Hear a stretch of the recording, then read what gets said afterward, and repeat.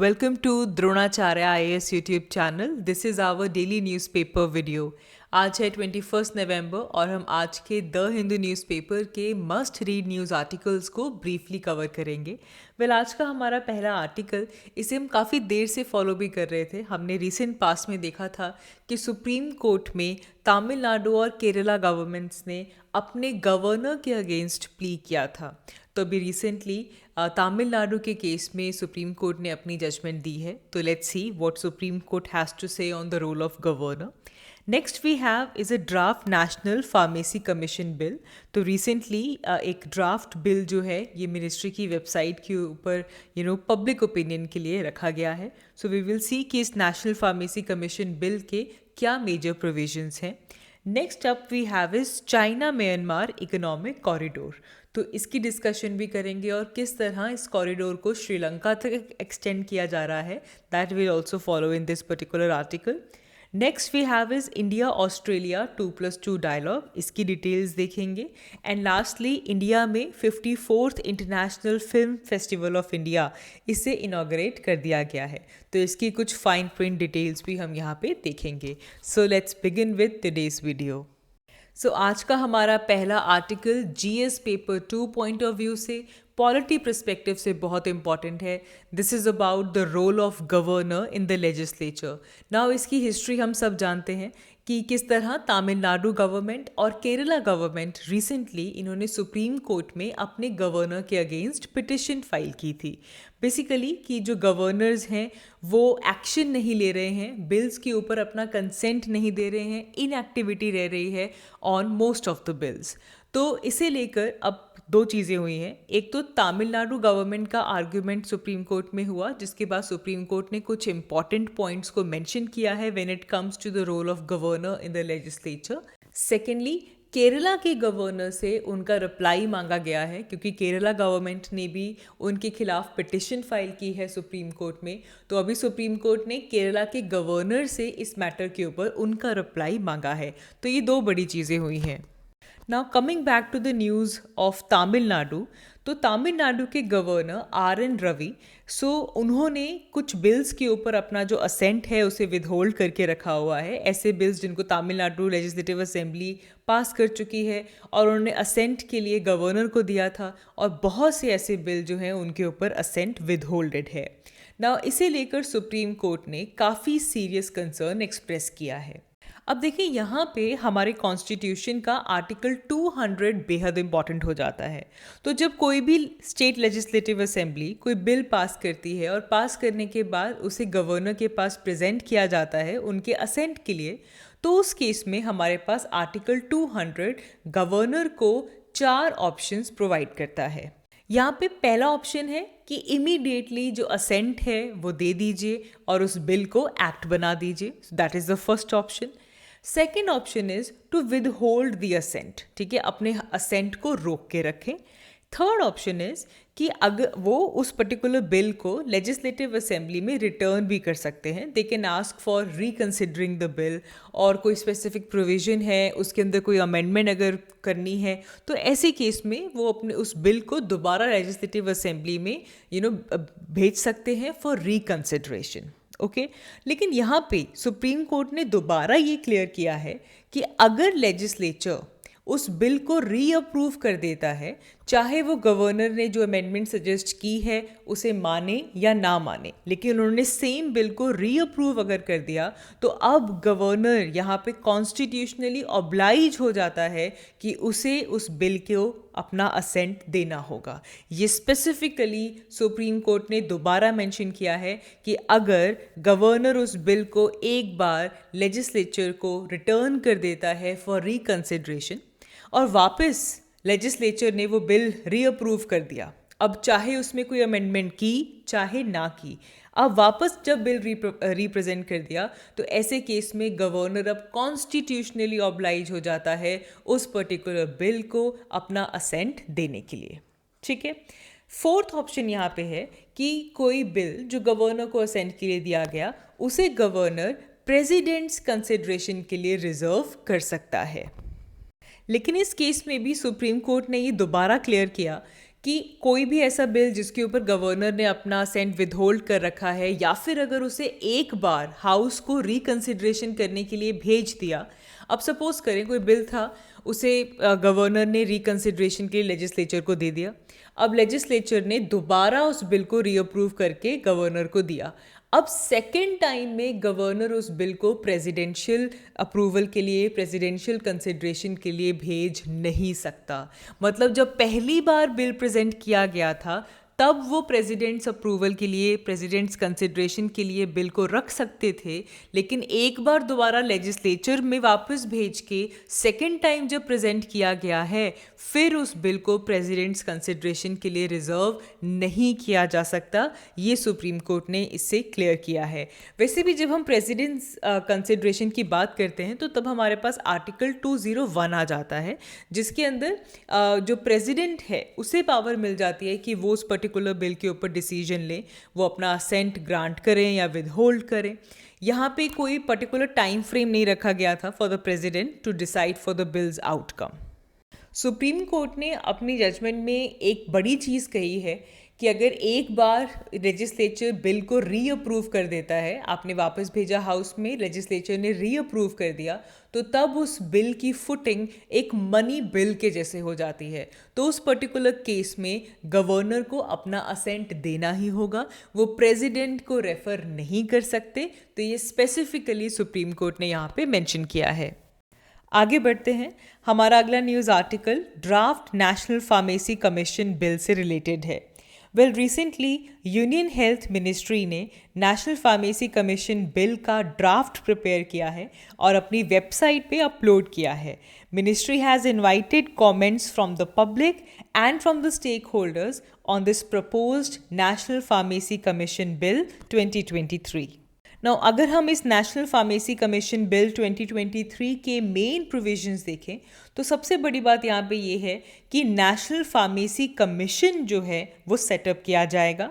Secondly, हमारा जो pharmacy act of 1948 है इसे यहाँ पे रिपील किया जाएगा। ये दो जो पॉइंट्स हैं, नेशनल फार्मेसी कमीशन और जो फार्मेसी एक्ट ऑफ 1948 है उसकी repealing, these are the major features of this particular bill.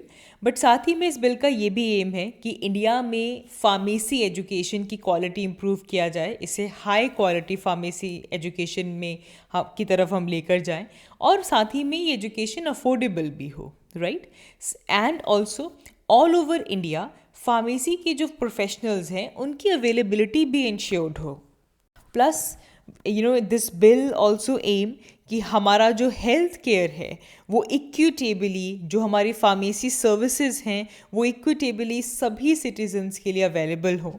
Now in सभी एम्स को पूरा करने के लिए एक और बड़ा स्टेप यहाँ पे मेंशन किया गया है कि जो फार्मेसी इंस्टीट्यूशंस हैं इंडिया में उनकी पीरियोडिक असेसमेंट्स होंगी, ट्रांसपेरेंट असेसमेंट्स होंगी, प्लस एक फार्मेसी रजिस्टर इंडिया के लिए मेंटेन किया जाएगा, जिससे कि again all over the India जो फार्मेसी प्रोफेशनल्स हैं उनकी अवेलेबिलिटी जो है वो इंश्योर होगी। लास्टली, इस बिल में फार्मेसी प्रोफेशनल्स को भी इनकरेज किया गया है कि जो भी लेटेस्ट रिसर्च जो हो रही है उसे वो अपने वर्क में इंक्लूड करें, प्लस वो इन रिसर्च के अंदर कंट्रीब्यूट करें और इंडिया में फार्मेसी को लेकर जो एथिकल स्टैंडर्ड्स हैं, जितने हाई एथिकल स्टैंडर्ड्स हैं उन सबको अपहोल्ड करें। ठीक है, तो ये कुछ इम्पॉर्टेंट पॉइंट्स थे इस draft national pharmacy commission bill के, जो कि यूनियन हेल्थ मिनिस्ट्री की वेबसाइट पे अपलोडेड है and it has invited the comments from public and various stake holders.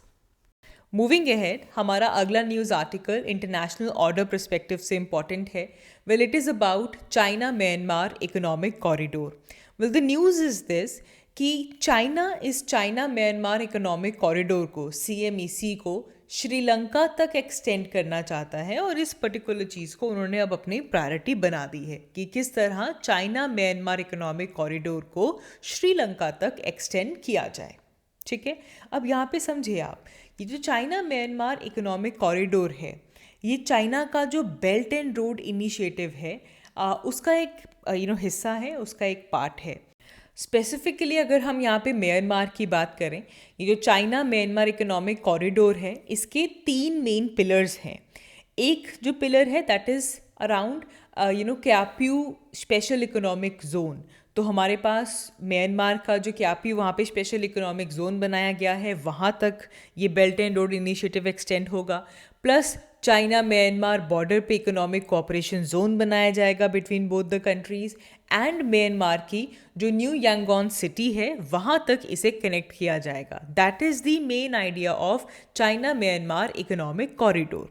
जैसे कि हमने कहा कि इंडियन ओशन रीजन में, साउथ एशिया में जो चाइना म्यांमार इकोनॉमिक कॉरिडोर है, ये बेसिकली चाइना के बेल्ट एंड रोड इनिशिएटिव का एक ब्रांच है। It is just a replica of China Pakistan economic corridor in bay of Bengal. Bay of Bengal region में जस्ट जिस तरह CPEC है उस तरह CMEC चाइना बनाना चाहता है। अब इससे होगा क्या, देखें, एक तरफ चाइना पाकिस्तान इकोनॉमिक कॉरिडोर से चाइना की जो वेस्टर्न प्रोविंस है जिंगजियांग, उसे कराची और ग्वाडर या फिर कह लीजिए अरेबियन सी तक कनेक्ट किया जाएगा। Similarly China Myanmar economic corridor China को म्यांमार के थ्रू बे ऑफ बंगाल से कनेक्ट करेगा। ठीक है, ये उनका इनिशिएटिव है और इसे अब चाइना इस चाइना म्यांमार इकोनॉमिक कॉरिडोर को श्रीलंका तक एक्सटेंड करना चाहता है। सो चाइना के इस बेल्ट एंड रोड इनिशिएटिव के अंदर 6 लैंड कॉरिडोर्स आते हैं, जिनमें से चाइना म्यांमार इकोनॉमिक कॉरिडोर सबसे नया है। अच्छा, यहाँ पे एक और चीज़ भी है, there was another corridor in this particular plan of China, that was Bangladesh China India Myanmar corridor, BCIM, Bangladesh China India Myanmar corridor. इसे इंडिया की वजह से ये कॉरिडोर पूरा नहीं हो सकता, जिसके बाद चाइना ने अपना ज़्यादा focus China Myanmar economic corridor की डेवलपमेंट में लगाया। अच्छा, एक और चीज़ यहाँ पे नोट करें, चाइना के इस बेल्ट रोड इनिशिएटिव और चाइना का एक और इनिशिएटिव है which is global development initiative. South Asia में सिर्फ इंडिया और भूटान ऐसे कंट्रीज़ हैं जो कि चाइना के बेल्ट एंड रोड इनिशिएटिव का हिस्सा नहीं है, चाइना के ग्लोबल डेवलपमेंट इनिशिएटिव का हिस्सा नहीं है। बाकी सभी साउथ एशियन कंट्रीज़ चाइना के इस बेल्ट एंड रोड इनिशिएटिव या फिर ग्लोबल डेवलपमेंट इनिशिएटिव का पार्ट हैं। मूविंग अहेड, हमारा अगला आर्टिकल इंटरनेशनल रिलेशंस पर्सपेक्टिव से इम्पॉर्टेंट है। It is about 2+2 dialogue. तो रिसेंटली इंडिया और ऑस्ट्रेलिया के बीच में 2+2 डायलॉग कंडक्ट किया गया। ना, जब भी हम 2+2 डायलॉग की बात करते हैं या फिर 2+2 मिनिस्टेरियल की बात करते हैं, ये एक हाई लेवल इंस्टीट्यूशनल मैकेनिज्म है बिटवीन 2 कंट्रीज़। तो ये डायलॉग के फॉर्मेट में होता है। अब इसे 2+2 क्यों कहते हैं? दोनों कंट्रीज़ के डिफेंस मिनिस्टर्स और फॉरेन मिनिस्टर्स या फिर उनके सेक्रेटरीज अपने काउंटर पार्ट से मिलते हैं। तो मतलब यहाँ पे इंडिया के डिफेंस मिनिस्टर, इंडिया के फॉरेन मिनिस्टर किससे मिलेंगे? ऑस्ट्रेलिया के डिफेंस मिनिस्टर और ऑस्ट्रेलिया के फॉरेन मिनिस्टर्स के साथ। ठीक है जी, ये इसीलिए इसे 2+2 डायलॉग कहते हैं। इंडिया ऑलरेडी ऐसे डायलॉग्स US के साथ होल्ड कर चुका है, जापान के साथ कर चुका है, and right now the present one is with Australia. Well, इस प्रेजेंट 2+2 डायलॉग में ऑस्ट्रेलियन डिप्टी प्राइम मिनिस्टर और उनके डिफेंस मिनिस्टर ने अपनी ओपनिंग स्टेटमेंट में चाइना को लेकर ये कहा है कि ऑस्ट्रेलिया और इंडिया दोनों के लिए ही चाइना सबसे बड़ा ट्रेडिंग पार्टनर भी है, लेकिन साथ ही में चाइना और चाइना से जुड़े हुए सिक्योरिटी इश्यूज एक एंजाइटी भी दोनों कंट्रीज़ को इक्वली देते हैं। वेल, ओवरऑल पीस, सिक्योरिटी और इंडो पैसिफिक ओशन की प्रॉस्पेरिटी को लेकर इंडिया और ऑस्ट्रेलिया सेम फुटिंग पे हैं। वेल, हम वैसे भी अगर हम जियोपॉलिटिकली भी देखें तो पिछले रिसेंट ईयर्स में जिस तरह के एक्शंस चाइना ले रहा है, स्पेशली अगर आप साउथ चाइना सी की बात करें, वहाँ पे एक्सटेंसिव आइलैंड बिल्डिंग चाइना जो कर रहा है, उससे बहुत सारे कंट्रीज़ ने अपना कंसर्न व्यक्त किया था। एंड जिसके बाद क्वाड की फॉर्मेशन भी हुई थी। क्वाड ग्रुपिंग के अंदर भी जिसमें बेसिकली 4 कंट्रीज़ हैं, US, Japan, India and Australia, वहाँ पे भी इंडिया और ऑस्ट्रेलिया आपस में इकट्ठे हैं। तो ऐसी जियोपॉलिटिकल सिचुएशंस को डील करने के लिए जो ग्रुपिंग्स बनाई गई हैं, वहाँ पे भी इंडिया और ऑस्ट्रेलिया एक दूसरे के साथ प्रेजेंट हैं। Both are members of Quad, Commonwealth, Indian Ocean Rim Association, ASEAN regional forum. तो बहुत सारे मल्टीलेटरल कॉपरेशंस इंडिया और ऑस्ट्रेलिया के बीच में हो रहे हैं। लास्टली हमारे पास एक मिसलेनियस आर्टिकल है. It is about international film festival of India. तो इसका 54th एडिशन गोवा में ऑल सेट है, इनाग्रेट किया गया है. इस international film festival of India को बेसिकली 1952 में इसकी शुरुआत हुई थी and it is among Asia's most prominent film festival. हर साल ये करंटली गोवा में होता है. एंड 2004 से बेसिकली जब इस फिल्म फेस्टिवल की 35th एडिशन थी, तब से international film festival of India globally competitive बन चुका है. इसका परमानेंट वेन्यू अब गोवा में है एंड यूजुअली ये नवंबर और दिसंबर के मंथ में हर साल कंडक्ट किया जाता है. ये जो फेस्टिवल है इसे jointly ministry of information and broadcasting, directorate of film of festivals और गोवा की गवर्नमेंट कंडक्ट करती है. See, the idea of this International Film Festival of India is basically to celebrate films, the stories they tell and the people behind them. और इस साल तो बहुत ज़्यादा एंट्रीज़ हुई हैं. 105 कंट्रीज से कुछ 2926 एंट्रीज़ इस पर्टिकुलर फेस्टिवल में हुई हैं. तो मतलब प्रीवियस एडिशन की कंपैरिजन में देखें तो इंटरनेशनल सबमिशंस में 3 गुना ज़्यादा बढ़ोतरी यहाँ पे हुई है. साथ ही में we are taking some steps इस पर्टिकुलर एरिया में. We want to increase incentive for foreign film productions in India. ठीक है, ताकि फॉरेन फिल्म्स इंडिया में प्रोड्यूस हों, इसके लिए जो इंसेंटिव्स हैं उसे बढ़ाया जा रहा है. करंटली इंडिया 40% रीइम्बर्समेंट जो है वो ऑफर कर रहा है if the expense incurred is around 30 crore. ठीक है, तो जो लिमिट है वो थोड़ी बढ़ा दी है. अगर 30 करोड़ मतलब नियरली $3.6 मिलियन का अगर एक्सपेंस होता है तो ऐसे केस में 40% रीइम्बर्समेंट इंडिया यहाँ पे करने वाली है. ठीक है, एंड प्लस यूनियन मिनिस्ट्री ने इवन ये भी अनाउंस किया था कि 5% एडिशनल बोनस दिया जाएगा अगर सिग्निफिकेंट इंडियन कंटेंट आपकी किसी फॉरेन फिल्म में अगर होगा. तो ये सब हमारे इनिशिएटिव्स हैं जिससे हम इंटरनेशनली हम इंडिया को एक ऐसा डेस्टिनेशन बनाना चाहते हैं जहाँ पे फॉरेन फिल्म्स की प्रोडक्शन हो. और इस पर्टिकुलर फिल्म फेस्टिवल का यहाँ पे एक टॉप प्राइज़ जो है that is the golden peacock award, ये अनाउंस किया जाएगा. हम तब देखेंगे कि किस पर्टिकुलर फिल्म को ये गोल्डन पीकॉक अवार्ड दिया जाएगा. सो आज की वीडियो के लिए इतना ही. Thank you so much for watching. I will see you all in my next one. Thank you.